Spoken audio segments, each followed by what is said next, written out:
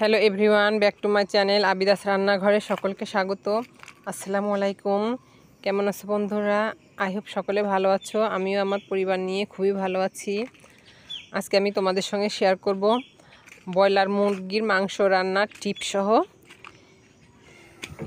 তো বন্ধুরা চলো দেখে নেওয়া যাক কীভাবে আমি খুব সহজে ব্রয়লার মুরগি সেরা স্বাদে রান্না করে নিয়েছি। মাংসগুলোকে ধুয়ে পরিষ্কার করে নিয়ে আমি এই তো বেশি করে কড়াইতে তেল গরম করে নিয়েছি, আর এই তেলের ভিতরে মাংসগুলোকে খুব ভালোভাবে ভেজে নেব।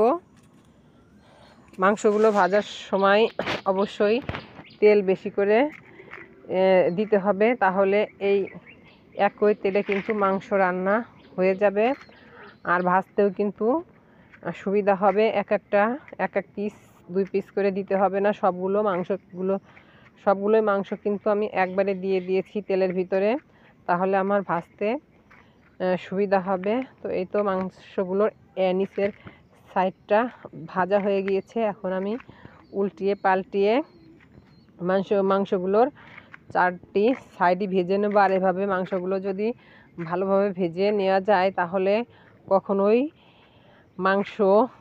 ব্রয়লার মুরগির মাংস বোঝাই যাবে না। রান্না করলে একটু শক্ত শক্ত হবে, মনে হবে যে কক বা অন্য কোনো দেশি মুরগি, আর কোনো রকম গন্ধ থাকবে না। অনেকেই কিন্তু ব্রয়লার মুরগির মাংস দেখলে নাক ছিটকায়, খেতে পারে না। আমাদের বাসারও অনেক সবাই আছে যে ব্রয়লার মুরগিটা এভাবে যদি আমি রান্না না করি ভেজে, তাহলে কিন্তু কেউই খেতে পারে না। তো এভাবে রান্না করলে কিন্তু গরুর মাংস খেলে তো অনেক ক্ষতি আছে, তো উপকার একটু কমই। তো এভাবে যদি মুরগির মাংস রান্না করে দেই তাহলে কিন্তু সবাই খেতে খুব ভালোবাসে। তো এই তো মাংসগুলো আমি কিন্তু তেল থেকে তুলে নিয়েছি, আর কিন্তু এখানে কোনো তেল লাগবে না মাংস রান্না করার জন্য, কারণ আমি একবারেই তেলটা বেশি করে দিয়েছিলাম। তো মাংসগুলো তেল থেকে উঠিয়ে নিয়ে এর ভিতরে আমি মশলাগুলো দিয়ে দিচ্ছি। প্রথমে আমি দিয়ে দিয়েছি রসুন এবং পেঁয়াজ বাটা। পেঁয়াজটাও আমি বেটে নিয়েছিলাম।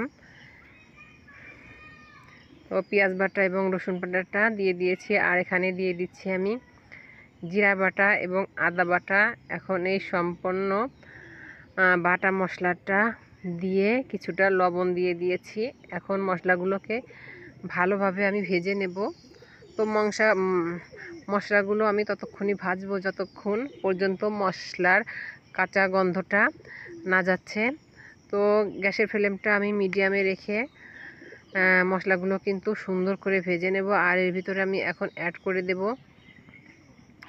ঝালের জন্য দিয়ে দিচ্ছি মরিচের গুঁড়াটা একটু বেশি করে দিচ্ছি, কারণ মাংস রান্না করলে পরিবারের সকলেই একটু মাংসের ভিতরে ঝাল খোঁজে। ঝাল না বেশি দিলে নাকি মাংস পরিবারের সবার কাছেই নাকি ঠিক খেতে ভালো লাগে না। তো ঝালটা একটু বেশি দিয়েছি, আর কালারের জন্য এই তো হলুদের গুঁড়া দিয়েছি। এখন সমস্ত মশলাগুলোই দিয়ে দিয়েছি। এখন এগুলোকে আমি সুন্দরভাবে নেড়েচেড়ে মাংসর মশলাগুলোকে কষিয়ে নেব।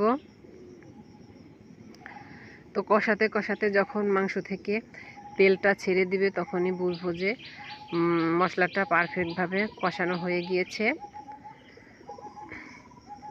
তো মশলাগুলো তো কষানো হয়ে গিয়েছে। এখন আমি সামান্য একটু পানি অ্যাড করে দিচ্ছি।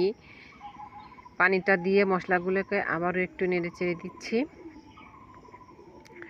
আর এভাবে যদি ব্রয়লার মুরগির মাংস রান্না করেন তাহলে কিন্তু সকলেই পছন্দ করবে, আর আপনার হাতের মাংস রান্না কিন্তু খেতে যাবে। যারা ব্রয়লার মুরগির মাংস পছন্দ করে না তারাও কিন্তু খেতে চাবে, আর বুঝতেই পারবে না যে এটা কিসের মাংস। তো এই তো মাংসগুলো কিন্তু আমি মশলার ভিতরে এখন দিয়ে দিয়েছি। তো মাংসগুলো দিয়ে মশলার সঙ্গে একটু নেড়ে চেড়ে নিচ্ছি।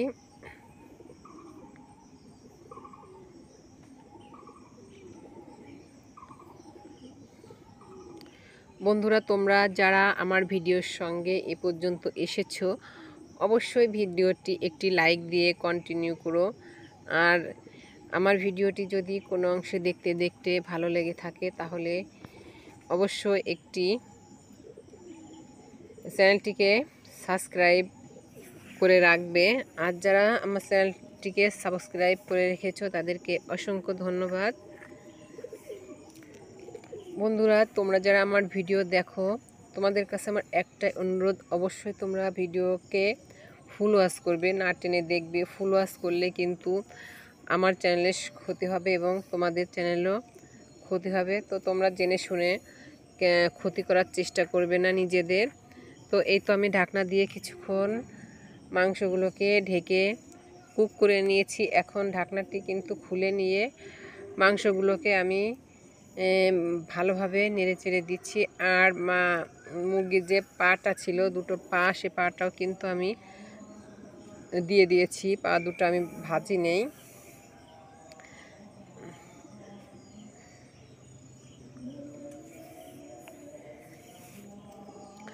তো মাংসগুলো কিন্তু আমার ভালো মতো সিদ্ধ হয়ে গেছে বা কষানো হয়ে গেছে। এখন ঝোলের জন্য আমি সামান্য পরিমাণে একটু পানি দিচ্ছি।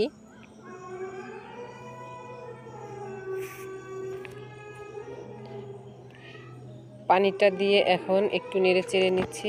ভয়েসটা দিতে গিয়ে চারদিকে, যেহেতু আজানের সময় হয়ে গিয়েছিল, তা চারদিক মসজিদে কিন্তু আজান দিতে আরম্ভ করেছিল, তা আমি একটু বিরতি রেখে আবার ভয়েসটা দিতে শুরু করেছি। এদিকে আমার মাংসগুলো কিন্তু অলরেডি হয়ে গিয়েছে আর আমি অফ ক্যামেরাতে গরম মশলার গুঁড়াটাও দিয়ে দিয়েছি মাংসতে। তো এখন মাংসগুলোকে একটু নেড়ে চেড়ে দেখে নেব লবণটা ঠিকঠাক মতো হয়েছে কিনা, কারণ লবণটা হচ্ছে পারফেক্ট স্বাদ আনে যে কোনো কিছুতেই।